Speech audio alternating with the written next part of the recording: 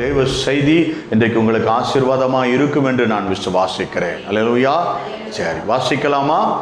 எல்லாரும் எடுத்துக்கொள்வோம் வேதாகமத்தை. மத்தேயு எழுதின சுவிசேஷம், மத்தேயு எழுதின சுவிசேஷம் 21ஆம் அதிகாரம்.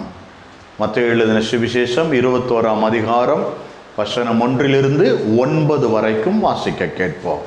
மத்தேயு எழுதின சுவிசேஷம் 21ஆம் அதிகாரம் 1 to 9 வரைக்கும். அவர்கள் எருசலேமுக்கு சமீபமாய் சேர்ந்து ஒலிவமலைக்கு அருகான பெத்லகேமுக்கு வந்தபோது இயேசுவானவர் சீஷரில் 2 பேரை நோக்கி, உங்களுக்கு எதிரே இருக்கிற கிராமத்துக்கு போங்கள். போனவுடனே அங்கே ஒரு கழுதையையும் அதனோட ஒரு குட்டியையும் கட்டியிருக்க காண்பீர்கள். அவைகளை அவிழ்த்து என்னிடத்தில் கொண்டு வாருங்கள். ஒருவன் உங்களுக்கு ஏதாகிலும் சொன்னால், இவைகள் ஆண்டவருக்கு வேண்டும் என்று சொல்லுங்கள், உடனே அவைகளை அனுப்பிவிடுவான் என்று சொல்லி அவர்களை அனுப்பினார். இதோ உன் ராஜா சாந்த குணம் உள்ளவராய் கழுதையின் மேலும் கழுதை குட்டியாகிய மரியின் மேலும் ஏறிக்கொண்டு உன்னிடத்தில் வருகிறார் என்று சீயோன் குமாரத்திற்கு சொல்லுங்கள் என்று தீர்க்கதரிசியினால் உரைக்கப்பட்டது நிறைவேறும்படி இதெல்லாம் நடந்தது. சீஷர்கள் போய் இயேசு தங்களுக்கு கட்டளையிட்டபடியே செய்து கழுதையையும் குட்டியையும் கொண்டு வந்து அவைகள் மேல் தங்கள் வஸ்திரங்களை போட்டு அவரை ஏற்றினார்கள். திரளான ஜனங்கள் தங்கள் வஸ்திரங்களை வழியிலே விரித்தார்கள். வேறு சிலர் மரக்கிளைகளை தரித்து வழியிலே பரப்பினார்கள். முன் நடப்பாரும் பின் நடப்பாரும் ஆகிய திரளான ஜனங்கள், தாவீதின் குமாரனுக்கு ஓசன்னா, கர்த்தரின் நாமத்தினாலே வருகிறவர் ஸ்தோத்தரிக்கப்பட்டவர், உன்னதத்திலே ஓசன்னா என்று சொல்லி ஆர்ப்பரித்தார்கள். ஒரு விசையாக கண்களை மூடி, எங்கள் அன்பின் பரலோக பிதாவே, உம்முடைய பரிசுத்த பிள்ளையாகிய இயேசு கிறிஸ்துக்குள்ளாக வந்து உம்மை ஸ்தோத்தரிக்கிறேன். இந்த வார்த்தை உம்முடையதையா, பேசுகிறது நீங்கள் அல்ல, உங்களில் உள்ள ஆவியானவர் என்று வேதம் சொல்லுகிறதே. இன்றைக்கு ஆவியானுடைய சத்தம் கேட்க எங்களுக்கு கிருபை செய்யும். ஆவியானுடைய வார்த்தை தடைகளை உடைத்து எங்கள் மத்தியிலே கடந்து வரட்டும். உம்முடைய வார்த்தை அநேகருக்கு பிரயோஜனமுள்ளதாய் மாற கர்த்தர் கிருபை செய்ய வேண்டுமாய் ஜெபிக்கிறேன். உம்முடைய கரத்தில் ஒப்புக் கொடுக்கிறேன், இயேசுவின் வல்லமையுள்ள நாமத்தில் பிதாவே, ஆமென், ஆமென். அல்லேலூயா, அல்லேலூயா. இயேசு நல்லவர், அவர் நேற்றும் இன்றும் என்றென்றும் மாறாதவர். அல்லேலூயா. நீங்கள் சொல்லுகிறவர் மாறாதவர் தான், இன்றைக்கும் அற்புதம் செய்ய ரெடியா இருக்கிறார். அல்லேலூயா. இதனால நாம இந்த சம்பவத்தை எப்போ வாசிப்போம், எப்போ தியானிப்போம்னா ஈஸ்டர் டயத்தில். அல்லேலூயா. இன்றைக்கு ஆண்டவர் சமூகத்தில் நான் கேட்டுக்கொண்டிருக்கும் பொழுது ஆண்டவர் இந்த காரியத்தை காண்பித்து கொடுத்தார். ரொம்ப அழகுள்ளதாக இருந்தது, புதுசாக இருந்துச்சு. அல்லேலூயா. இன்னைக்கு அது உங்களுக்கு ஆசீர்வாதமாக இருக்குன்னு நான் நம்புறேன். அல்லேலூயா.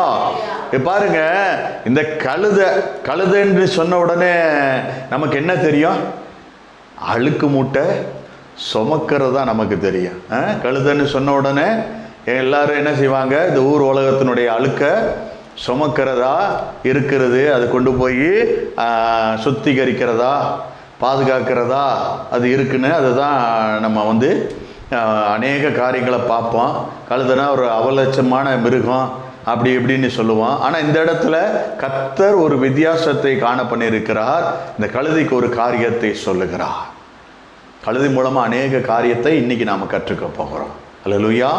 அதுக்கு ஆதாரமாக ஒரு வசனம் நம்ம இப்படிக்கு வாசித்ததுல சகரியா 9:9 உள்ள வசனத்தை ஆண்டவர் இங்கே கோடிட்டு காண்பிக்கிறாங்க.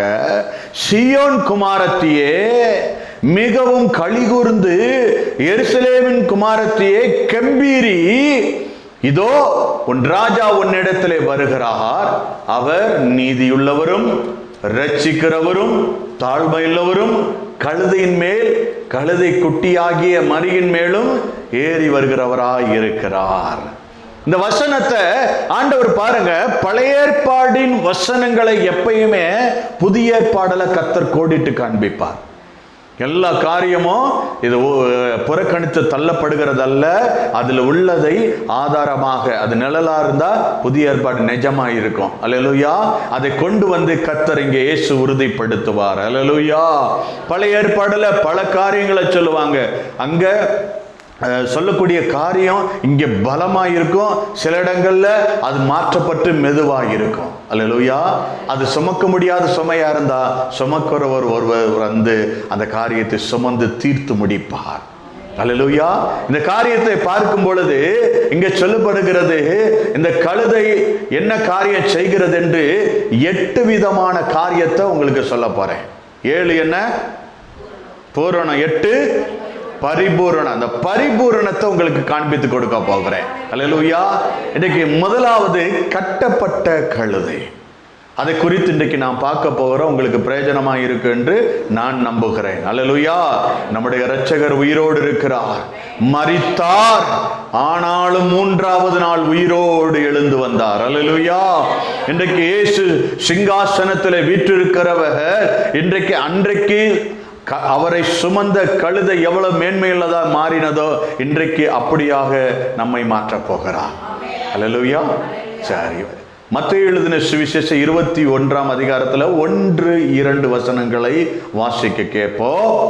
அவர்கள் எருசலேமுக்கு சமீபமாய் சேர்ந்து ஒலிவமலைக்கு அருகான பெத்பகேயுக்கு வந்தபோது இயேசுவானவர் சீஷரில் 2 பேரை நோக்கி, உங்களுக்கு எதிரே இருக்கிற கிராமத்துக்கு போங்கள். ஆண்டவர் சொல்லுகிறாரு, உங்களுக்கு எதிரே இருக்கிற கிராமத்துக்கு போங்கள். போனவுடனே அங்கே ஒரு கழுதையையும் அதனோட ஒரு குட்டியையும் கட்டியிருக்க காண்பீர்கள். அவைகளை அவிழ்த்து என்னிடத்தில் கொண்டு வாருங்கள். ஒருவன் உங்களுக்கு 2 வசனம் வாசிட்டீங்களா? ஓகே. என்ன செய்யறீங்க? ஆண்டவர் சொல்றாரு, கிராமத்துக்கு எதிர இருக்கிற கிராமத்துக்கு போங்க. அங்க 2 கழுதை கட்டி இருக்கு. கட்டி இருக்கிறத நீங்க காண்பீங்க. அந்த அந்த கழுதை என்ன செய்ய போகுது? முதல்ல என்ன நிலையில இருக்கு? அந்த இடத்துல, அந்த வசனத்துல கட்டி இருக்கு. அல்லேலூயா. கழுதை கட்டப்பட்ட நிலையில இருக்கு. அல்லேலூயா. ஆண்டவர் சொல்றாரு, இயேசுவை சுமக்க போகிற கழுதை முதலாவது கட்டப்பட்ட நிலையில இருக்கு. இயேசுவை சுமக்க போகிற கழுதை கட்டப்பட்ட நிலையில இருக்கிறத இன்றைக்கு நாம வாழும் பகுதியில அநேக மக்கள் கட்டப்பட்ட நிலையில இருக்கிறாங்க. அல்லேலூயா.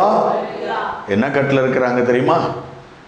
பாவக்கட்டு, சாபக்கட்டு, சாத்தானின் கட்டு, மரணக்கட்டு, குடும்பக்கட்டு, பில்லி சுனிய கட்டு, பரம்பரை கட்டு, இந்த மாதிரி அநேக கட்டுகளாலே ஒவ்வொரு ஆத்துமாக்களும் கட்டப்பட்டிருக்கிறாங்க. அல்லேலூயா. ஆண்டவர் சொல்றாரு, எதிரே இருக்கிற கிராமத்துக்கு கடந்து போகிற நீங்க, அங்க சில கழுதைகள் கட்டப்பட்ட நிலையில இருக்கு. கட்டப்பட்ட கழுதையை நீங்க பாருங்க, அது பலவிதமான கட்டுகள்ல இருக்கு. அதுக்கு தான் ஆண்டவர் இன்றைக்கு இந்த இத்தனை கட்டுகளை சொல்றார். பாவக்கட்டு, சாபக்கட்டு, பில்லி சுனிய கட்டு, மாந்திரிக கட்டு, சாத்தானின் கட்டு, மரணக்கட்டு, இப்படி அநேக கட்டுகளால ஜனங்க கட்டப்பட்டு இருக்கிறாங்க. இயேசு போய் பார்த்த உடனே இன்னைக்கு நம்மகிட்ட சொல்றாரு, நீ ஒருத்தனை பார்க்கும் பொழுது அவன் எந்த கட்டுகள்ல கட்டப்பட்டிருக்கிறான் நீ ஒரு கவனி. ஒருத்தன் எரிச்சலா கோவப்பட்டு பேசிக்கிட்டு இருக்கானா, அவன் ஏதோ ஒன்று பயங்கரமா எப்ப பார்த்தாலும் எரிச்சல் பட்டுக்கிட்டே இருக்கான், இல்லை எப்ப பார்த்தாலும் ஒருத்தர் பொய் சொல்லிக்கிட்டே இருக்கான் அப்படின்னா அந்த கட்டு அவனை கட்டி இருக்குன்னு அர்த்தம். என்ன செய்யணும்? அந்த கட்டை கழுதைகள் என்ன செய்யப்படணும்? கட்டவிழ்க்கப்படணும். விடுதலையின்றி தவிக்கப்படுகிற ஒவ்வொரு ஆத்துமாக்களையும் தேவன் என்ன செய்யணும்? கட்டவிழ்க்கிறதற்கு ஒரு காரியத்தை வைத்திருக்கிறார். அதை அறிந்து கொண்டு நம்ம அந்த காரியத்தை செயல்படுத்த போகிறோம். அல்லேலூயா. அப்படிப்பட்ட கட்டுகள்ல வாழ்கிற மனிதர்களுக்கு இயேசு தேவைப்படுகிறார். அல்லேலூயா. என்ன காரியம் என்று சொல்லுகிறேன். ஆண்டவர் ஒரு காரியத்தை சொல்கிறார். முதலாவது கட்டப்பட்ட கழுதையை பார்த்தோம். இரண்டாவது காரியமாக இருவழி சந்தியிலே நிற்கக்கூடிய கழுதை. இரண்டாவது காரியம் இருவழி சந்தியிலே நிற்கக்கூடிய கழுதை. அல்லேலூயா. அந்த காரியத்தை குறித்து மார்க் எழுதின சுவிசேஷம் 11வது அதிகாரம் 4வது வசனத்தை வாசிக்க கேட்போம். அவர்கள் போய் ஒரு வாசல் அருகே கட்டியிருந்த அந்த குட்டியை கண்டு அதை அவிழ்த்தார்கள். ஒரு காரியத்தை கவனிங்க. அங்க போறாங்க. அங்க அவங்க சீஷர்களை ஆண்டவர் அனுப்புறாரு எதிர்க்க கிராமத்துக்கு. அவங்க உள்ள போனாங்க. அவர்கள் போய் வெளியே இருவழி சந்தையில் ஒரு வாசல் அருகே கட்டி இருந்த அந்த குட்டியை கண்டு அதை கட்டவிழ்த்தாங்க. எங்க நிக்குது? மத்தேயு எழுதின சுவிசேஷம் 7ஆம் அதிகாரம் 13-14 இருக்கு. இருவழி இடுக்கமான வாசல் வழியாய் உட்பிரவேசியுங்கள். கேட்டுக்கு போகிற வாசல் விரிவும் வழி விசாலமாய் இருக்கிறது. அதன் வழியாய் பிரவேசிக்கிறவர்கள் அநேகர். ஜீவனுக்கு போகிற வாசல் இடுக்கமும் வழி நெருக்கமுமாய் இருக்கிறது. அதை கண்டுபிடிக்கிறவர்கள் சிலர். ஒரு காரியத்தை கவனிங்க. இங்க இருந்து போறாங்க. அது வாசலுக்குள்ள இருக்கா, வாசலுக்கு வெளியில கட்டப்பட்டிருக்கா? அவர்கள் போய் வெளியே இருவழி சாலை, என்னன்னா ஜீவ வழி, இடது பக்கம் மரண வழி, ரெண்டு வழி வாசல்ல நிக்குது. இப்ப நீங்க ஆத்மாவை விடுவிக்கிறதுக்கு நீங்க போன்னு கர்த்தர் உங்களை அனுப்புறாருன்னா அந்த ஆத்மா எங்க நிக்குது? ரெண்டு வழிக்கு நடுவுல வாசல்ல நின்றுகிட்டு இருக்கு. எத்தனை பேருக்கு புரியுது? அப்ப அந்த வாசல்ல நின்றுகிட்டு இருக்க ஆத்மா ஆண்டு சொல்றாரு, ரெண்டு வழி இருக்கு. ஒன்று ஜீவ வழி, இன்னொன்று மரண வழி. இந்த வழியின் வாசல்ல நின்றுகிட்டு இருக்கு. ஒவ்வொரு ஆத்மாக்களையும் நீ என்ன செய்யணும்? அந்த ஆத்மாவை போய் கட்டவிழ்த்து எங்க கொண்டு போகணும்னு ஆண்டவர் சொல்ல போறாரு. அல்லேலூயா. பாருங்க, 1 ராஜாக்கள் 18ஆம் அதிகாரம் 21வது வசனம் ரெண்டு நினைவுகளை குறித்து அங்க சொல்லப்பட்டிருக்கிறது. ரெண்டு வழி, ஒன்று ஜீவ வழி, இன்னொன்று மரண வழி. இந்த ரெண்டு வழி வாசல்ல அந்த ஆடு கட்டப்பட்டு, அந்த கழுதை கட்டப்பட்டிருக்கிறது, அந்த ஆத்மா கட்டப்பட்டிருக்கிறது. ஆண்டவர் சொல்றாரு, அதை கட்டவில்லைங்க, முதல்ல அவிழ்த்துட்டு இங்க சொல்றாரு ஒரு காரியத்தை. 1 ராஜாக்கள் 18ஆம் அதிகாரம் 21வது வசனத்திலே, அப்பொழுது எலியா சகல ஜனத்தண்டைக்கும் வந்து, நீங்கள் எந்த மட்டும் 2 நினைவுகளால் குந்தி குந்தி நடப்பீர்கள்? ஆண்டவர் கேட்கிறாரு, 2 நினைவாக இருக்கிற நீங்க எப்படி குந்தி குந்தி எப்படி நடக்கிறீங்க? கர்த்தர் தெய்வமானால் அவரை பின்பற்றுங்கள். கர்த்தர் தெய்வமானால் அவரை பின்பற்றுங்கள். பாகால் தெய்வமானால் அவனை பின்பற்றுங்கள் என்று சொல்லுகிறாங்க. ஆண்டவர் அநேகர் 2 வழிகளையும் சேர்த்து தான் செய்யறாங்க. யார் சொல்றது போல? எலியா இந்த தீர்க்கதரிசி சொல்றாரு. என்ன சொல்றாரு? 2 நினைவா இருக்கீங்க. இயேசுவும் கொடுப்பாரு, உலகமும் கொடுக்கும். இயேசுகிட்டையும் காரியத்தை கேட்குறீங்க, உலகத்தின் காரியத்தை உலகத்திட்டையும் கேட்குறீங்க. 2 நினைவா இருக்கீங்க. உலகத்துக்கிட்ட நாங்கள் என்னங்க கேட்குறோம், உலகத்தில் நாங்கள் என்னங்க செய்கிறோம் அப்படின்னா, சில பேர் என்ன செய்வாங்க, நீங்கள் கவனித்து பார்த்தீங்க, நம்ம பிள்ளைங்க அப்படி கிடையாது. ஜாதகம் பார்ப்பாங்க, வாஸ்து சாஸ்திரம் பார்ப்பாங்க, குறி கேட்பாங்க. ஏன்?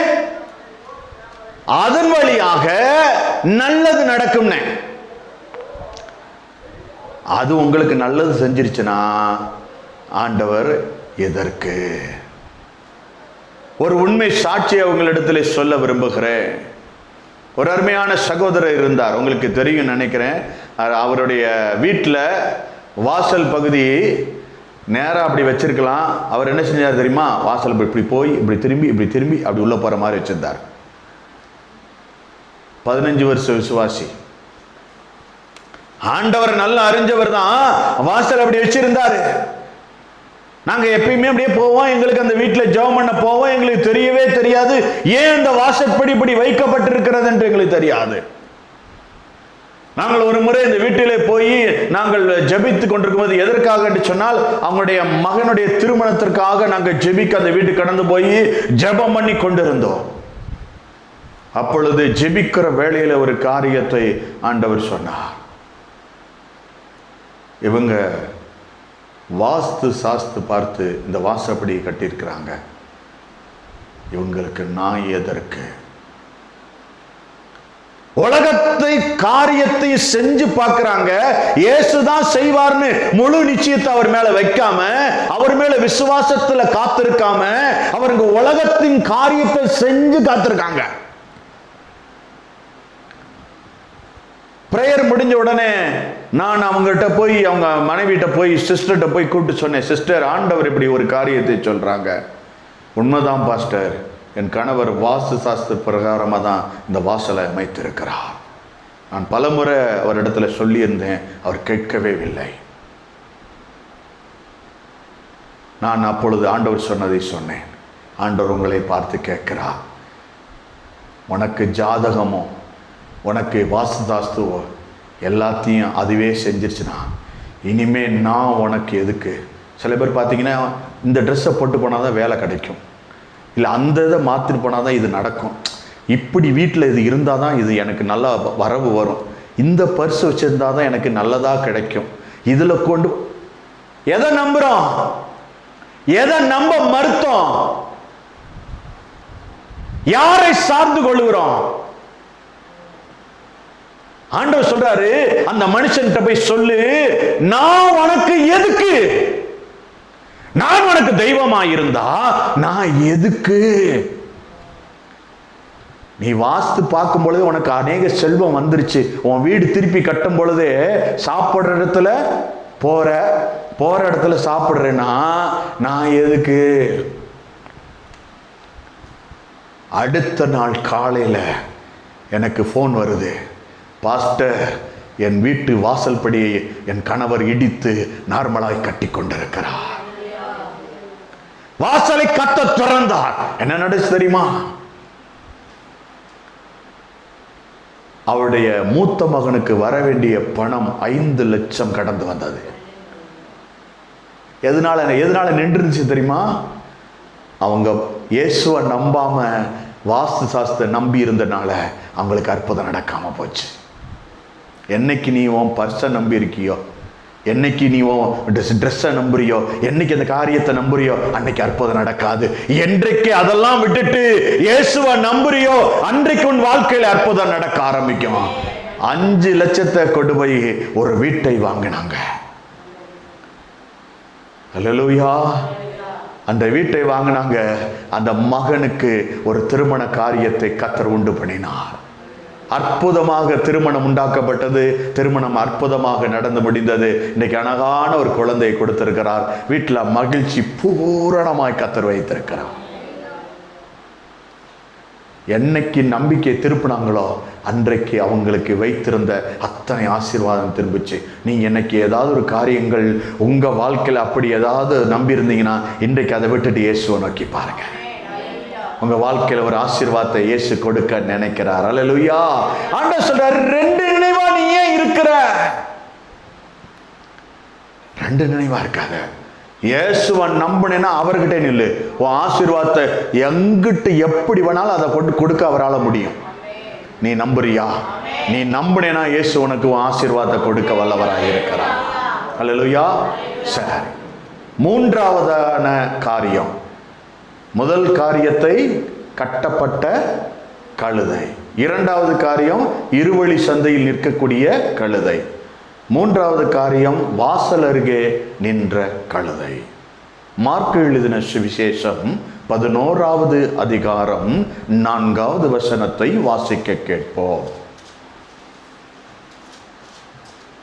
அவர்கள் போய் இருவழி சந்தையில் ஒரு வாசல் அருகே கட்டியிருந்த அந்த குட்டியை கண்டு அதை அவிழ்த்தார். என்ன தெரியுமா? ரட்சிக்கப்படுறதுக்கு ஒரே ஒரு வாசல் தான் இருக்கு. ஜீவ வழி ஒரே ஒரு வாசல் தான் இருக்கு. அல்லேலூயா. அந்த ஜீவ வழி ஒரே ஒரு வாசலை கர்த்தர் வைத்திருக்கிறார். என்ன வாசல்? ரட்சிக்கப்பட ஒரே ஒரு வாசல் இயேசு கிறிஸ்து மட்டுமே. அவர் வழியா வந்தா ரட்சிக்கப்படுவோம். அல்லேலூயா.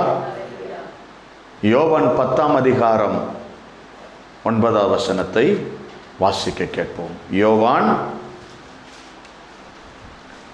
10ஆம் அதிகாரம் 9வது வசனம். நானே வாசல், என் வழியாய் ஒருவன் உட்பிரவேசித்தால் அவன் ரட்சிக்கப்படுவான். அவன் உள்ளும் புறமும் சென்று மேய்ச்சலை கண்டடைவான். அல்லேலூயா. நல்ல ஆசீர்வாதத்தை இயேசு வச்சிருக்கிறாரு. இன்றைக்கு இயேசு சொல்லுகிறாரு, நானே வாசல். ஒருத்தன் என் வழியா வந்தா ரட்சிப்புனா எதுல அவன் விடுதலை அடைய முடியும், கட்டப்பட்ட நிலையில இருக்கானோ அவனை அதுல இருந்து கட்டவிழ்த்து விடுதலையாக்கி கொண்டு வருவா. அல்லேலூயா. யோவான் 14ஆம் அதிகாரம் 6வது வசனம். அதற்கு இயேசு, நானே வழியும் சத்தியமும் ஜீவனுமாய் இருக்கிறேன். அல்லேலூயா. நானே வழியும் சத்தியமும் ஜீவனுமாய் இருக்கிறான். அந்த ஆடு எங்க நிக்குது? வாசலுக்கு முன்னாடி நிக்குது. இன்னைக்கு இயேசுக்கு முன்னாடி நின்னா அவர் நல் மேய்ச்சலை கண்டறியக்கூடிய காரியத்துல கர்த்தர் நடத்துவார். அல்லேலூயா. வாசிங்க. என்னை அல்லாமல் யாருமே இயேசு இல்லாம பிதா கிட்ட போக முடியாது. நான் சொல்லலப்பா, வசனம் சொல்லுது.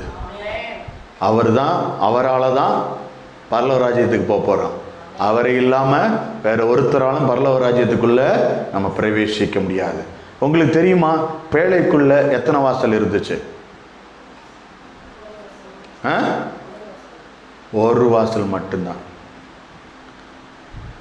பேழைக்குள்ள போகணும்னா, எல்லாம் ஒரு ஜெப வீட்டுக்கு போகணும்னா ஒரே வாசல் தான், வேறு வாசல் இல்ல. பேழைக்குள்ள ஒரு வாசல் தான் இருந்துச்சு. அதுக்குள்ள எல்லாரையும் கொண்டு போனாங்க, கர்த்தர் அடைச்சாரு.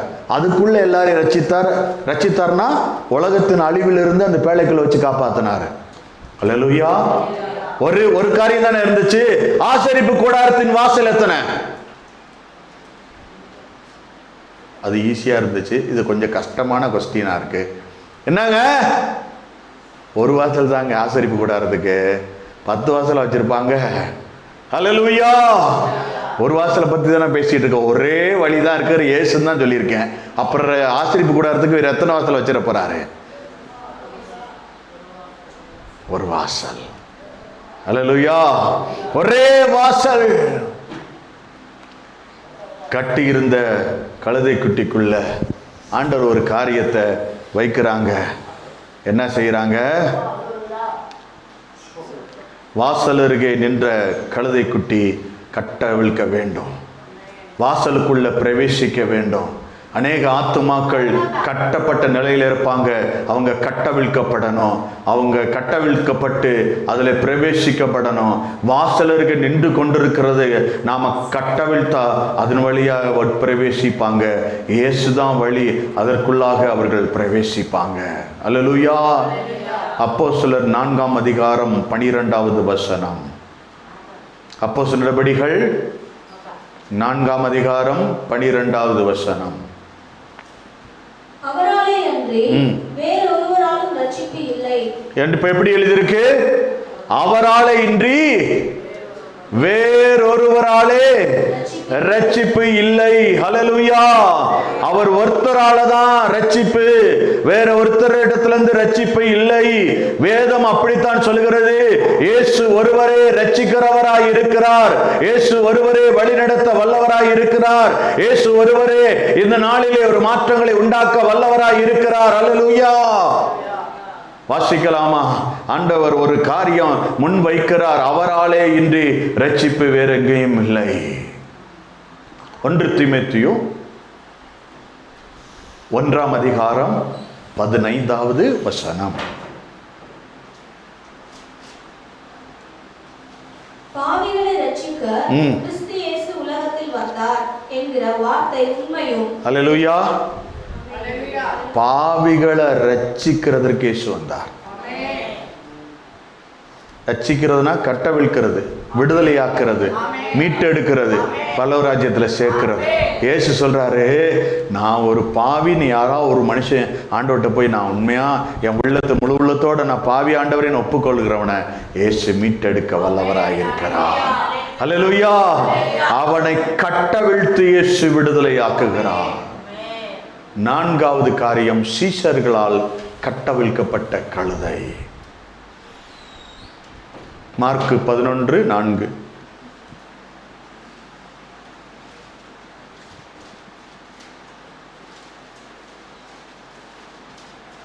அவர்கள் போய் வெளியே இருவழி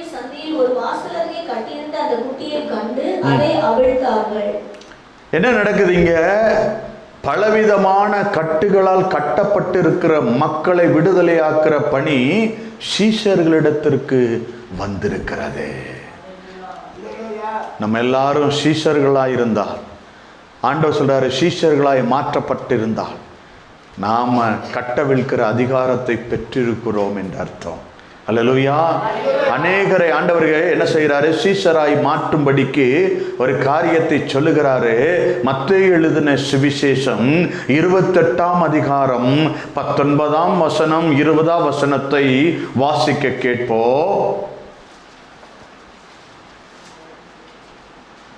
ஆகையால் நீங்கள் புறப்பட்டு போய் சகல ஜாதிகளையும் சீஷராக்கி பிதா குமாரன் சகல ஜாதிகளை என்னவா மாற்றணும்?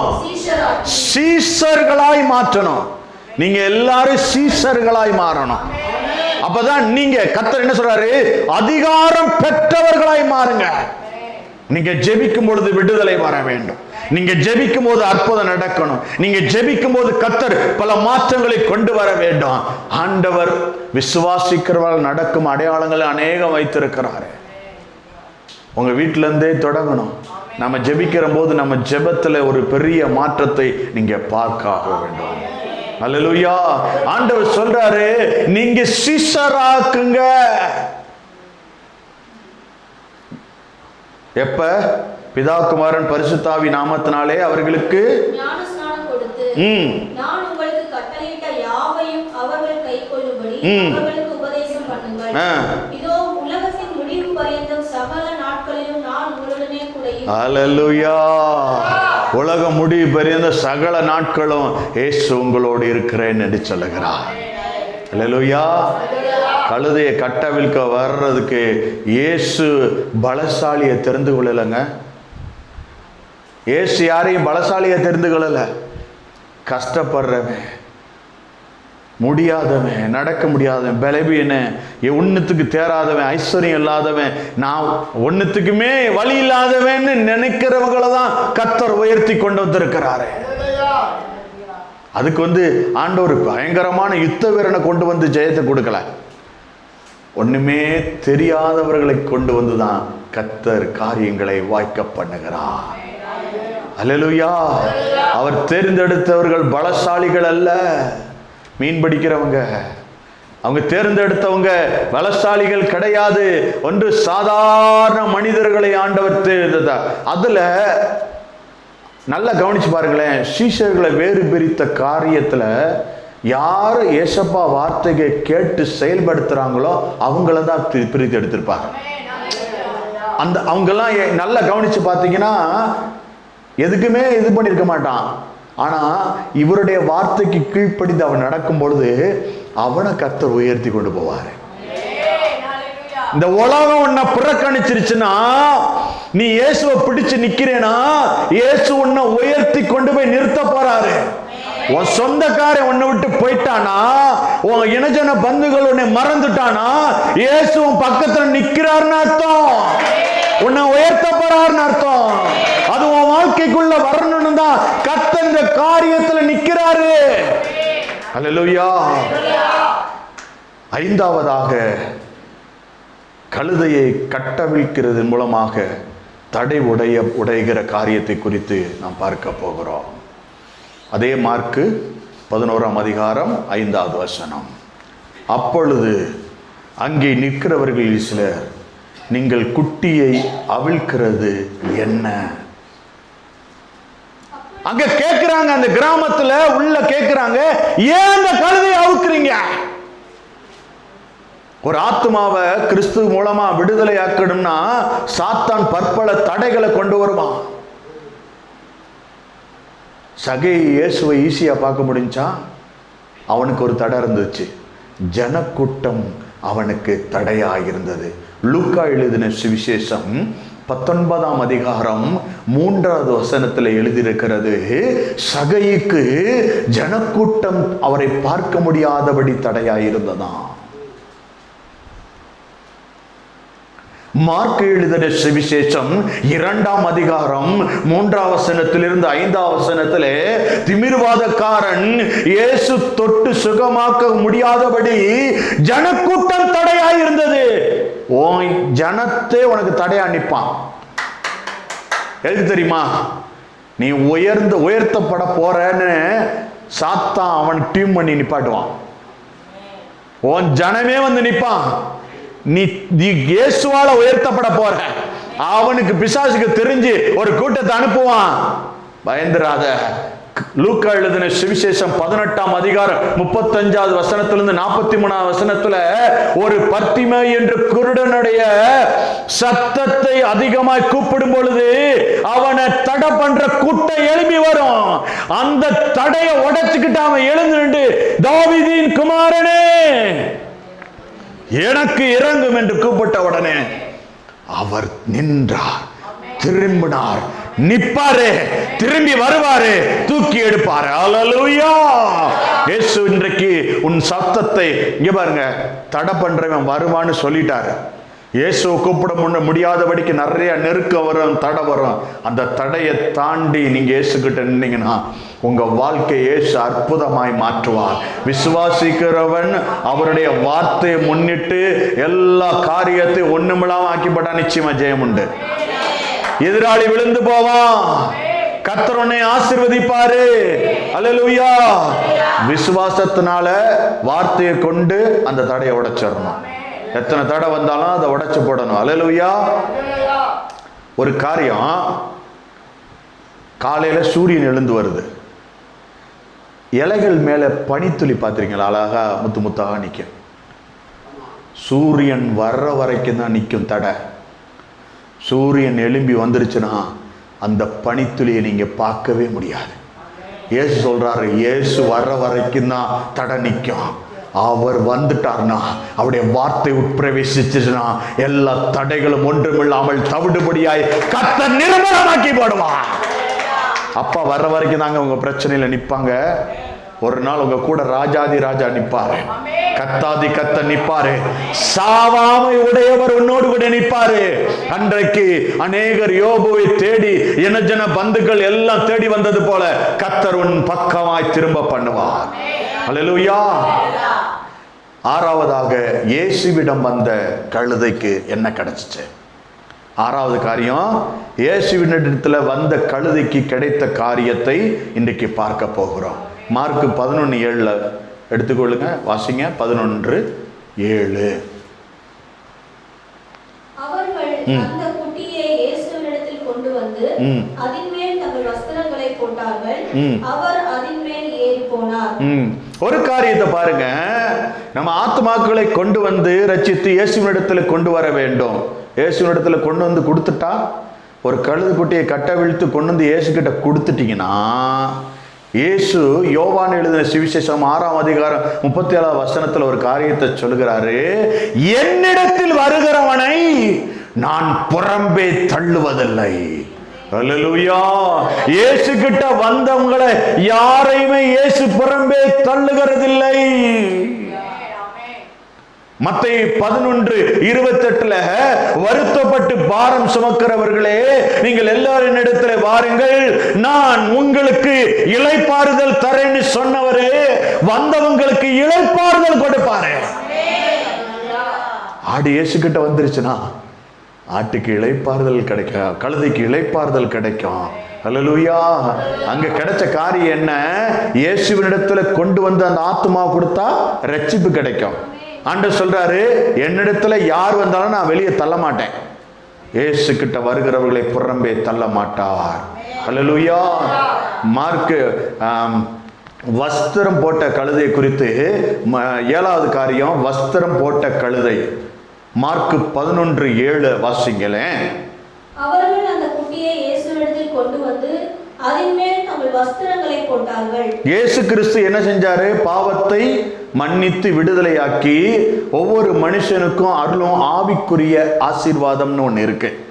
அந்த ஆசீர்வாதம் என்ன தெரியுமா? புதிய வஸ்திரத்தை கர்த்தர் கொடுக்கிறார். கட்டக்குமாரன் வந்த உடனே அவனுக்கு ஒரு வஸ்திரத்தை உடுத்தினார்கள். ஆண்டவர் சொல்றாரு, ஒரு கழுதை வந்த உடனே கழுதை மேல ஒரு வஸ்திரம் வந்துருச்சு. இங்க காரியத்தை பாருங்க, என்ன நடக்குது? ஏசப்பா அமரக்கூடியதுக்கு ஒரு துதியின் வஸ்திரம் ஒண்ணு வேணும்.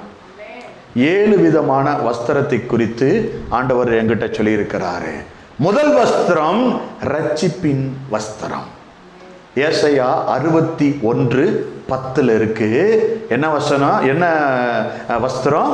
ரட்சிப்பின் வஸ்திரம். ஏசாயா 61:10 இரண்டாவதாக நீதியின் வஸ்திரம். வெளிப்படுத்தல் 19:8 மூன்றாவதாக துதியின் வஸ்திரம். ஏசாயா 61:3 நான்காவதாக பரிசுத்த வஸ்திரம். யாத்திராகமம் 28:2 ஐந்தாவதாக வெண் வஸ்திரம்.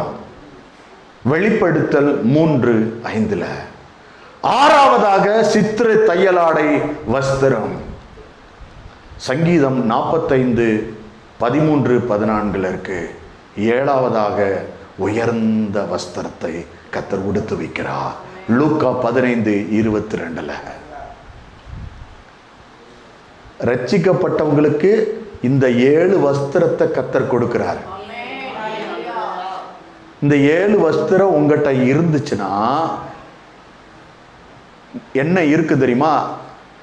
ரட்சிப்பு உங்ககிட்ட இருக்குன்னு அர்த்தம். நீங்க நீதியா நடக்கிறீங்கன்னு அர்த்தம். நீங்க எப்ப பார்த்தாலும் ஏசப்பாவை துதிக்கிறீங்கன்னு அர்த்தம். பரிசுத்தமா வாழ்றீங்கன்னு அர்த்தம். வெண் வஸ்திரம் தரித்த ஒரு கம்பீரம் இருக்குன்னு அர்த்தம். சித்திர தையலாடை உடுத்திருக்கீங்கன்னு அர்த்தம். நீங்க உயர்ந்த இடத்துல கர்த்தர் உங்களை வச்சிருக்காருன்னு அர்த்தம். இந்த காரியம் உங்கள்கிட்ட நீங்க எப்பயும் துதிக்கிறவங்களா இருக்கீங்களா? ரட்சிப்பின் அனுபவம் உங்களுக்குள்ள இருக்கா? இந்த காரியத்தினுடைய இதை நீங்க ஆராய்ந்து பார்க்கணும். அப்படி இந்த காரியம் உங்களிடத்துல இருந்துச்சுன்னா நீங்க இந்த வஸ்திரம் தரித்தவங்களா இன்னைக்கு அமர்ந்திருக்கிறீங்கன்னு அர்த்தம். இந்த வஸ்திரம் உங்கள்கிட்ட இருக்கான்னு உங்களை நீங்க ஆராய்ந்து பார்க்கணும். ரட்சிப்பின் வஸ்திரம், நீதியின் வஸ்திரம், துதியின் வஸ்திரம், பரிசுத்த வஸ்திரம், வெண் வஸ்திரம், சித்திர தையலாடை வஸ்திரம், உயர்ந்த வஸ்திரம். இந்த 7 வஸ்திரம் ஒரு மனுஷனுக்கு இருக்க வேண்டும். அதுதான் ஆவிக்குரிய மாற்றம். இந்த வஸ்திரம் நீங்க ஏசப்பாவை துதிக்காம சினிமா பாட்டு பாடிக்கிட்டு இருந்தீங்கன்னா எந்த வஸ்திரம் யாரை நீங்க துதிச்சுக்கிட்டு இருக்கீங்க, யாரை உயர்த்தி கொண்டிருக்கிறீங்கன்றது நீங்க தான் ஆராய்ந்து பார்க்கணும். இந்த வஸ்திரம் ரட்சிக்கப்பட்டவர்களுக்கு, கர்த்தருடைய வார்த்தைக்கு கீழ்ப்படுகிற மனுஷனுக்கு அருளப்படுகிறது. கிறிஸ்துவின் மூலமாக கொடுக்கப்படுகிற வஸ்திரம் இது. அல்லேலூயா. 8வது காரியத்தை நான் உங்களிடத்தில் சொல்லுகிறேன். ஆண்டவர் இயேசுவை சுமக்கும் கழுதை. மார்க்கு 11:7 வசனம். அவர்கள் அந்த குட்டியை இயேசுவிடத்தில் கொண்டு வந்து அதன் மேல் தங்கள் வஸ்திரங்களை போட்டார்கள். அவர் அதன் மேல் ஏறி போனார். என்ன நடக்குது? வஸ்திரங்களை போட்ட உடனே கழுதை மேல் இயேசு ஏறினார். அந்த கழுதை எப்படி ஆயிடுச்சு? பாக்கியம் உள்ளதாய். உங்களுக்குள்ள ஏசப்பா வந்துட்டா நீங்க எப்படி மாறிடுறீங்க?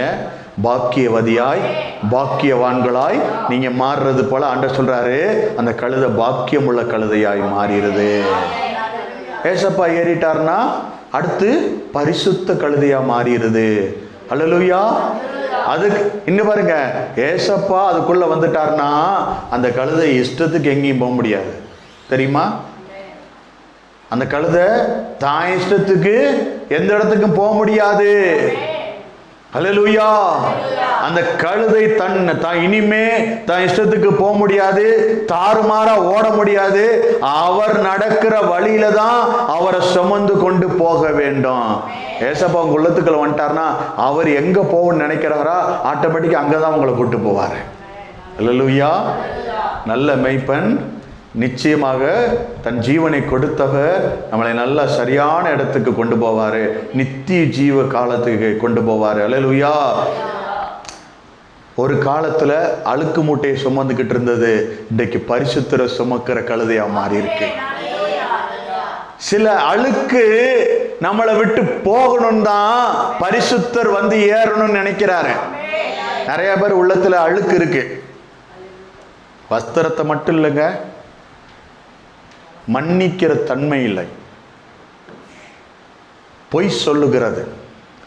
சில ஆளுக்கு உள்ளத்துக்குள்ள உள்ளத்திலிருந்து புறப்பட்டு வருகிறவைகளே மனுஷன் என்ன செய்யுமா?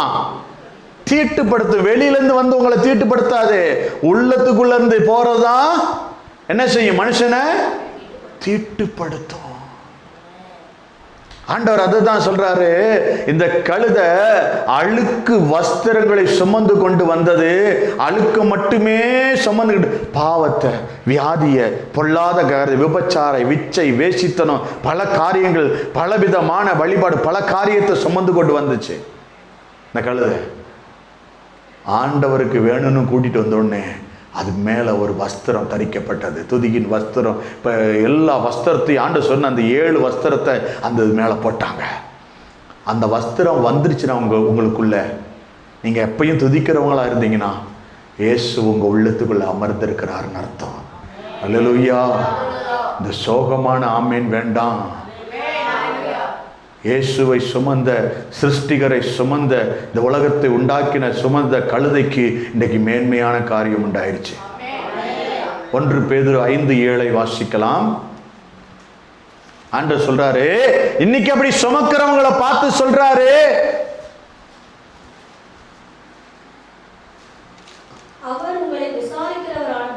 என்ன செய்யறாரா? அவர் உங்களை விசாரிக்கிறவர். அந்த அழுக்கு முட்டையை கொண்டு போய், கவலையை கொண்டு போய் முதல்ல கவலைப்பட்டதை நிப்பாட்டிட்டு கொண்டு வெய்யா, அது மேல, ஆண்டவர் மேல வெய்யா. ஒரு வேதாகமத்தில் எழுதியிருக்கு, அவர் மேல தூக்கி போட்டிருக்கு, எரிஞ்சிட்டு கிளம்புங்கயான்னு. சபைக்கு வர்றது, பிரச்சனைகள் ஆண்டவர்கிட்ட சொல்றது, இறக்கி வைக்கிற மாதிரி இறக்கி வைக்கிறது, போகும்போது தூக்கி தலையில வச்சுட்டு கழுத்துல மாட்டிக்கிட்டு இருக்கு பூட்டு போட்டுட்டு வீட்டுக்கு போயிடுறது. எப்படி பிரச்சனை முடிவுக்கு வரும்? உங்க நம்பிக்கை எது தெரியுமா? விசுவாசம்னா என்ன தெரியுமா? இன்னைக்கு நான் அப்பாட்ட சொல்லிட்டேன், இனிமே என்கிட்ட அந்த பிரச்சனை இருக்காதுன்னு நம்புறவனுக்கு தான் இந்த மாற்றம் நடக்கும். திரும்ப அதை சுமந்துக்கிட்டே இருக்கிறவனுக்கு அல்ல. மாறிடும்னு எவன் நிச்சயம் பண்றானோ அவனுக்கு தாங்க மாறாது. அல்லேலூயா. மார்க் 11:8-10. மார்க் 11ஆம் அதிகாரம் 8வது வசனம் 8லேருந்து 10 வரைக்கும் வாசிங்க. அந்த கழுதைக்கு வந்த காரியத்தை பார்ப்போம். வந்துருச்சுன்னா இயேசு கிட்ட வந்துட்டா என்ன நடக்குன்றதுக்கு தான். அநேகர் தங்கள் வஸ்திரங்களை வழியிலே விரித்தார்கள், வேறு சிலர் மரக்கிளைகளை தரித்து வழியிலே பரப்பினார்கள். அந்த கழுதை என்ன சாப்பிடுங்க? மரக்கிளை, செடி கொடியெல்லாம் சாப்பிடுது தானே. ஆண்டு சொல்றாரு, இயேசு உள்ளத்துக்குள்ள வந்துட்டா எவ்வளோ பெரிய உயர்ந்த வஸ்திரமா இருந்தாலும் காலு கீழே வந்துருமா. அவன் உணவு கூட காலு கீழே வந்துருமா. நீ தேட தேவையில்லை, உனக்கு கீழே கர்த்தர் கொண்டு வந்துருவாரு. அல்லேலூயா. வஸ்திரம் கீழே வந்துடும். ஒரு மனுஷன் ஒரு அரண்மனைக்கு வர்றான், ராஜா உள்ள போறாரு, ஏசப்பா, அவன் என்ன வஸ்திரம் உடுத்திட்டு வந்திருப்பான்? இன்னைக்கு எத்தனை பேர் நல்ல துவைச்ச ட்ரெஸ்ஸு, நல்ல அருமையான ட்ரெஸ்ஸை இன்னைக்கு ஏசப்பாட்ட குளிச்சுட்டு ஃப்ரெஷ்ஷாக புது ட்ரெஸ்ஸை போட்டு வந்திருக்கேன் ஏசப்பா பார்க்க வரும்போது. மற்றவங்க எல்லா பயல்களும் இப்படி தானா? ஏதோ இருக்கிறத மாட்டிட்டு வந்தோமுங்க. குளிச்சா அழுக்கு போயிடும்னு வேற பயம், வேற வெயிட் குறைஞ்சிருச்சுன்னா என்ன பண்றது? காற்று வேற சில டைம் பழம் அடிக்குது. என்ன சில பேர் காற்றுக்கு பத்தலைன்னு 6 பேன் வச்சு தூக்குறாங்க. யாரையும் இங்கு குறிப்பிடவில்லை. வீடு முழுவதும் திரும்ப இடமெல்லாம் ஃபேனாக இருந்தால் என்ன செய்யறது? எங்களுக்கே பயம் வந்துருச்சு. அல்லேலூயா. இதே இது ஒரு கல்யாணத்துக்கு போகிறதா இருந்தால் இந்த ட்ரெஸ்ஸோட அப்படியே கிளம்பி எல்லாரும் கல்யாணத்துக்கு போக முடியுமா?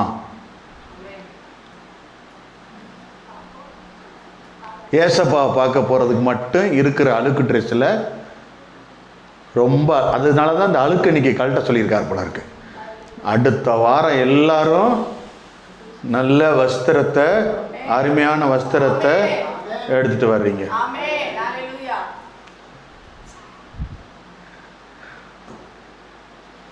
கரெக்டாக அந்த வஸ்திரத்தை சம்மந்தப்பட்டது வரும் பொழுது என்ன செய்யணும்? அடுத்த வாரம் நல்ல வஸ்திரத்தை குளிச்சு கிழிச்சு உடுத்தி குடிச்சு கிழிச்சு வரணும். வஸ்திரத்தை நல்ல வஸ்திரத்தை கர்த்தருக்கு முன்னாடி பாருங்க. ஆண்டவரை பார்க்க வரும்போது மட்டும் ஏன் இப்படி சோகமானதா பழைய வஸ்திரத்தை ஒண்ணும் இல்லாததா எடுத்து மாட்டிட்டு ரொம்ப துக்கமுகமா போட்டதையே போட்டுட்டு வந்து கர்த்தர்கிட்ட வரும்போது மட்டும் நிறைய பேரை நான் பார்த்துட்டேன். ஃபங்க்ஷனுக்கு கல்யாணத்துக்கெல்லாம் கர்த்தரை பார்க்க வரும் பொழுது ஆண்டவர் சொல்றாரு, உன் வஸ்திரம் குறைய கூடாது. இயேசுவின் வஸ்திரம் உன் மேல இறங்கிருச்சுன்னா, இங்க பாருங்க, நான் சொல்லவே தேவையில்லைங்க. ஏசப்பா உங்களுக்கு உள்ளத்துக்குள்ள வந்துட்டாருன்னா உங்களுக்குள்ள ஆட்டோமேட்டிக்கா பரிசுத்தத்தை தானா அது சிந்தையில கொண்டு வந்து உங்களை வஸ்திரத்தை மாத்த வைப்பார். உங்க பரிசுத்தம் வர ஆரம்பிக்கும்.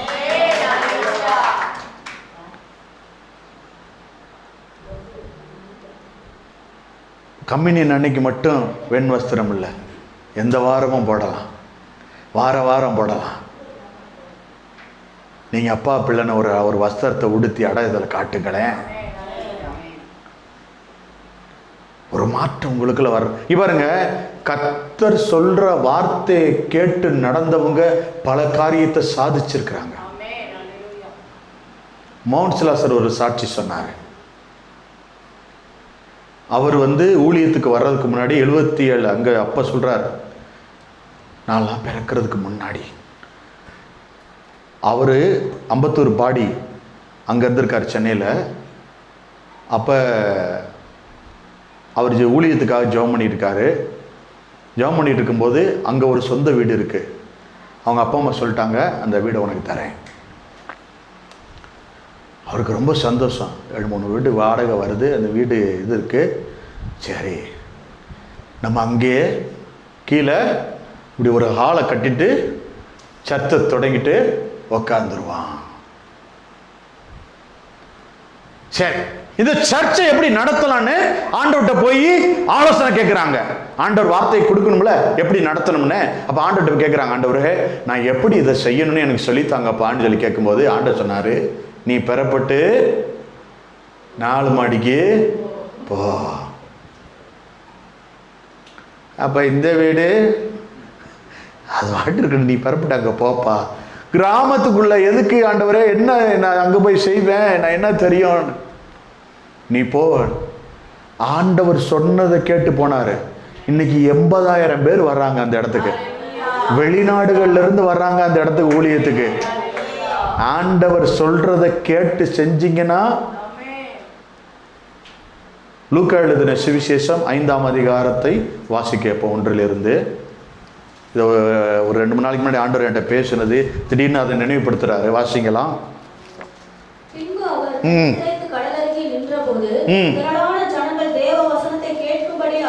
வசனத்தை கேட்க வந்தாங்க. இன்னைக்கு வசனத்தை கேட்கிறவங்க, ஆண்டவர்கிட்ட போய் கேட்கிறவங்களை ஆண்டவர் தேடுறாரு. என்கிட்ட நீ கேட்க வரியா? உன் வீட்டுக்கு தேவையானது நீ என்கிட்ட கேட்க வரியா? நீ என்கிட்ட கேட்க வந்தேன்னா கண்டிப்பா நான் அவங்ககிட்ட சொல்லுவேன். உனக்கு எங்க போனா அந்த வேலையில ஆசீர்வாதம் கிடைக்கும், எங்க போய் எது எடுத்தா எது நடக்கும் நான் உன்கிட்ட சொல்ல தயாரா இருக்கேன்றார். இவங்க என்ன செஞ்சாங்க? வாசிங்க. தேவ வசனத்தை கேட்கும்படி கிட்ட நெருங்கணும். இயேசு கிட்ட போனாதான் என்ன சொல்றாருன்னு தெரியும். இயேசு கிட்ட போகாம எப்படி நமக்கு கிடைக்கும்? என்னங்க போனாதானங்க அப்பா சொல்லுவாரு. வாசிங்க அடுத்த வருஷம். 2 படகுகளை பார்த்தாரு. மீன் பிடிக்கிறவர்கள் அவைகளை விட்டு இறங்கி வலைகளை அலசிக் கொண்டிருந்தார்கள். ஆண்டு சொல்றாரு, அங்க ஒரு காரியத்தை கவனிங்க. அவங்க மீன் பிடிக்கிறவங்க அதுல இருந்து இறங்கி வலைகளை அலசிக் கொண்டிருந்தார்கள். வலைய சுத்தப்படுத்துறாங்க. சுத்தத்தை அங்க காட்டுறாரு. சுத்தம் பண்ணிக்கிட்டு இருக்கேன். அந்த வலைய சீசர்கள் என்ன செய்யறாங்க? சுத்தம் பண்ணி 2 பேர் வலைய என்ன செஞ்சுக்கிட்டு இருக்காங்க? சுத்தம் பண்ணிக்கிட்டு இருக்காங்க. நீங்க எப்ப உங்களுக்குள்ள இருக்கிற காரியத்துல ஏசப்பாடைய ரத்தத்தினால செஞ்ச பாவத்தை என்னை கழுவுங்க, என்னுடைய காரியத்தை கழுவுங்க, என் பிள்ளையை கழுவுங்க, என் வீட்டை கழுவுங்கன்னு நீ எப்ப சுத்திகரிக்க ஆரம்பிக்கிறியோ அப்போ ஒரு காரியம் நடக்க ஆரம்பிக்கும். வாசிங்க. அப்போ உங்ககிட்ட வந்துருவாரு, உள்ளத்துக்குள்ள ஏறிடுவாரு. கழுதை மேல ஏறினவரு இன்னைக்கு படகுக்குள்ள வர்றாரு, உன் உள்ளத்துக்குள்ள வரணும்னு நினைக்கிறாரு. வாசிங்க.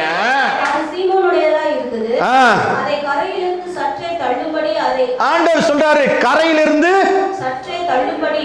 கொஞ்சம் கரையிலிருந்து துள்ள தள்ளு, கொஞ்சம் தள்ளு. கரையில் இருக்கிற காரியத்தை, தேவையில்லாத பேச்சுக்கெல்லாம், தெரியுமா அந்த பொம்பளை இப்படி, தெரியுமா அந்த அக்கா இப்படி, தெரியுமா அவன் இப்படி, தெரியுமா ஆண்ட அந்த சத்தத்தெல்லாம் கரை ஓரமா கேட்டுக்கிட்டே இருப்ப. கொஞ்சம் ஆழத்துக்குள்ள தள்ளு. மற்றவங்களை குறித்து கேட்காதவருக்கு கடலுக்குள்ள கொஞ்சம் பாதி தூரம் போயிட்டா, கொஞ்ச தூரம் போயிட்டா அப்படிங்க இருக்கும். கடலுக்கு உள்ள போயிட்டீங்க, என்ன கேட்கும்? ஏதாவது ஒரு சத்தம் கேட்குமா? ஆண்டவர் அதனால தான் சொல்றாரு கொஞ்சம் ஆழத்துக்குள்ள போ, கொஞ்சம் தள்ளிட்டு போ. ஏசப்பாக்குள்ள போயிட்டேனா நீ ஆழத்துக்குள்ள போக போக தேவையில்லாத பிசாசின் சத்தம் உனக்கு கேட்கவே கேட்காது. கொஞ்சம் உள்ள போகணும். வாசிங்க. அதை கரையிலிருந்து சற்றே தள்ளும்படி அவனை கேட்டுக்கொண்டு அந்த படவில் உட்கார்ந்து ஜனங்களுக்கு போதகம் பண்ணினார். அல்லேலூயா. உபதேசம், அந்த போதகத்தை பண்ணிக்கொண்டே இருக்கிறாரு. எதுக்குன்னு சொல்றேன் இந்த வசனத்தை அப்படியே நான் திரும்ப அந்த காரியத்தை கொண்டு வருகிறேன். வாசிங்க. அவர் போதகம் பண்ணி முடித்த பின்பு சீமோனை நோக்கி ஆழத்திலே தள்ளி கொண்டு போய் மீன் பிடிக்கும்படி மறுபடியும் சொல்றாரு.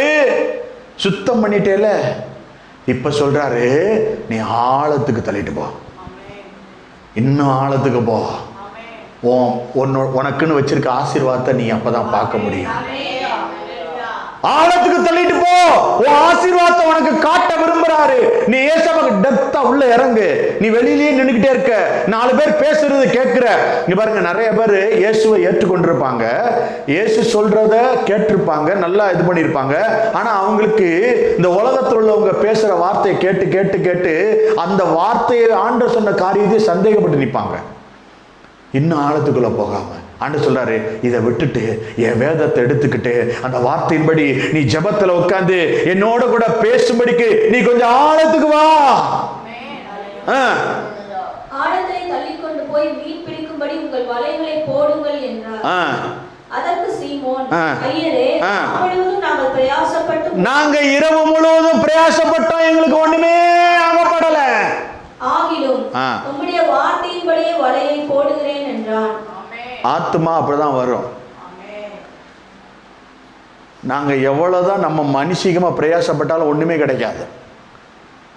ஏசப்பா சொல்றத கேட்டு எப்ப செய்யறோமோ அப்ப உங்க வலை நிரம்பும். ஆல்ரெடி நீங்க பரிசுத்தப்படுத்தி ரெடி பண்ணி வச்சிட்டீங்க. ஆண்டு சொல்ல வலைய போடுறான்றார். எப்ப சொல்றாரோ அப்ப போட்டுறணும் வலைய, மிகுதி ஆளிட்டு வருவீங்க. வாசிங்க. அந்தபடியே அவர்கள் செய்து தங்கள் வலை கிழித்து போகத்தக்கதாக மிகுதியான மீன்களை பிடித்தார்கள். அப்பொழுது மற்ற படகில் இருந்த கூட்டாளிகள் வந்து தங்களுக்கு உதவி செய்யும்படிக்கு சைகை காட்டினார்கள். அவர்கள் வந்து 2 படகுகளும் அமிழத்தக்கதாக எவ்வளவு கொடுக்குன்னு நினைக்கிறாரு? அமிழத்தக்கதாக, வலை கிழியத்தக்கதாக. உங்க பர்ஸே அப்படியே இருக்கணும். கர்த்தர் விரும்புறாரு. பர்ஸே கிளியற அளவுக்கு வைக்கணும். இப்போ ஒரு தடவை உங்க பர்ஸை பார்த்துக்குங்க. பர்ஸ் நல்லது, ரொம்ப ராசியானதுன்னு நம்பி அந்த பர்ஸை பார்க்காதீங்க. நீங்க பார்க்கக்கூடியது என்ன? இருந்ததும் போச்சா? அப்படி பார்த்துடக்கூடாது. இதை நிரப்ப போறாரு, இதை நிரப்ப போறாரு. இதுக்குள்ள இருக்க நோட்டை அடுத்து எண்ணும்படிக்கு கர்த்தர் வழிவாசலை திறக்க போறாரு. என்ன தெரியுமா? இது இப்படி நிக்கிற அளவுக்கு கர்த்தர் பண்ணணும். 2 படகுகள் அமிழத்தக்கதாக நிரப்ப அவர் ரெடியா இருக்கிறாரு. என்ன தெரியுமா? அவங்க கால நேரத்தை பார்த்துட்டு மீன் பிடிக்க போல. அவங்க சொன்னாங்க, இரவு முழுவதும் பிரயாசப்பட்டோம், ஒரு ஆத்மா கூட வரல ஆண்டவரே. நான் சொல்றபடி வலைய போடு, நான் சொன்னதை செய்ய, இது ஏன் சபை, நான் நடத்துவேன், எனக்கு தெரியும் எங்க இருக்குன்னு கொண்டு வரணும்னு, நான் வலைய போட சொல்றேன், அப்ப போடு, மிகுதியா வரும். உட்கார இடம் இல்லாம தத்தளிப்ப, இந்த டேபிள் பின்னாடி கொண்டு போயிருவ, இங்கெல்லாம் நிரம்பி வலியும், இங்கெல்லாம் சேர் போடுவ, இங்கெல்லாம் ஃபில் ஆயிரும். கர்த்தர் உன்னை நிரப்புவாரு. அல்லேலூயா. ஆண்டவர் சொன்னாரு, வலைய கிழிந்து போகத்தக்கதாக, படகு அமிழத்தக்கதாக, நிரம்பி வழியத்தக்கதாக ஒரு மீன்களை கொடுத்தார். என்ன நடக்குது வாசிங்க. சீமோன் பேதுரு அதைக் கண்டு இயேசுவின் பாதத்தில் விழுந்து, ஆண்டவரே, நான் பாவியான மனுஷன், அந்த அளவுக்கு உணர்வு வரும், நீர் என்னை விட்டு போக வேண்டும் என்றான். அவர்கள் திரளான மீன்களை பிடித்தது நிமித்தம் அவனுக்கும் அவனோடு கூட இருந்த யாவருக்கும் பிரமிப்புண்டானபடினால் அப்படி சொன்னான். எப்படி? இதுவரைக்கும் பிடிக்காத அளவுக்கு மீனை பிடிக்குவீங்கன்னு ஆண்டவர் சொல்றாரு. இந்த 7 பேருக்கு மட்டும்தான் சேங்ஷன் ஆகுது. ஏன்னா ஆமீன் அப்படித்தானே வருது. சோகமா ஆமீன் வருது பாருங்க. கர்த்தர் உங்க எல்லாருக்கும் அதை வாய்க்க பண்ண போகிறார். அல்லேலூயா. கர்த்தர் உங்களை அந்த திரளான மீன்களை பிடிக்கிறவர்களாய் மாற்ற வேண்டும் என்று கர்த்தர் நினைக்கிறார். அல்லேலூயா, அல்லேலூயா. பாருங்க, வாசிங்க தொடர்ந்து. சீமோனுக்கு கூட்டாளிகளான செபதேவின் குமாரராகிய யாக்கோபும் யோவானும் அந்தபடியே பிரமித்தார்கள். அப்பொழுது இயேசு சீமோனை நோக்கி, பயப்படாதே, இது முதல் நீ மனுஷரை பிடிக்கிறவனாய் இருப்பாய். என்ன ஆக போற? என்னவா மாற போறீங்க? இதுவரைக்கும் எப்படி சம்பாதிக்கலாம், என்ன பண்ணலாம், ஏது பண்ணலாம் நினைச்சுக்கிட்டு இருந்த உனக்கு இன்னைக்கு கர்த்தர் சொல்றாரு, மனுஷரை பிடிக்கிறவர்களாய். இனிமே உங்களை நிறைய பேருக்கு பிடிக்க போகுது. நிறைய பேர் நீங்க ஏசப்பாக்காக பிடிக்க போறீங்க.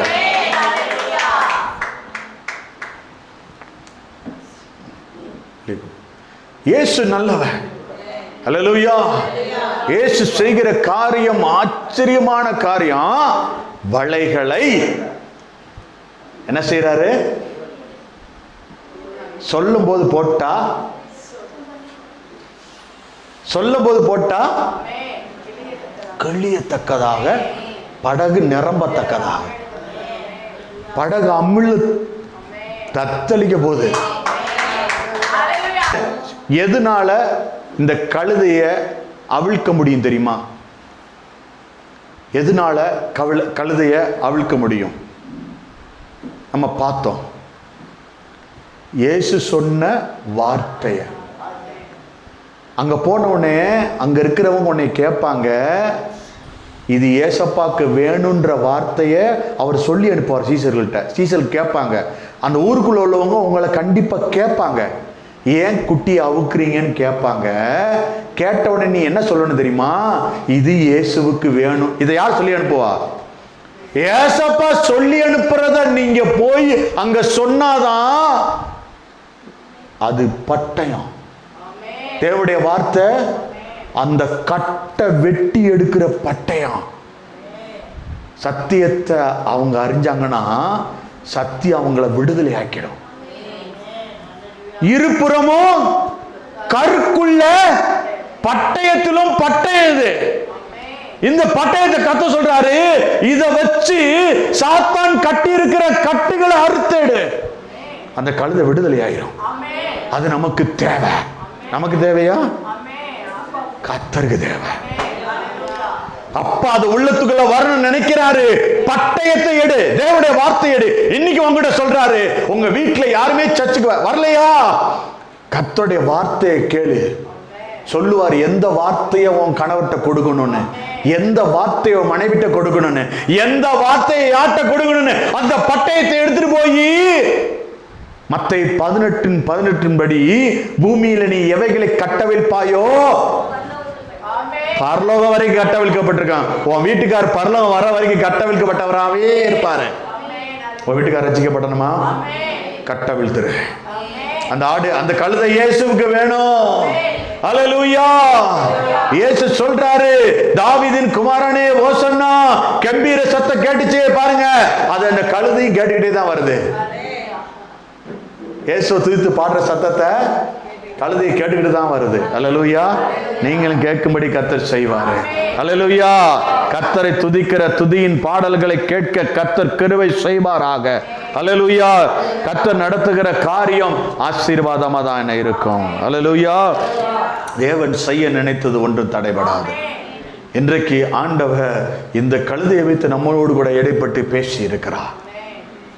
இது நமக்கு ஆண்டவர் சொல்றாரு, நீ என்ன செய்யணும்? நீ எப்படி செய்யணும்.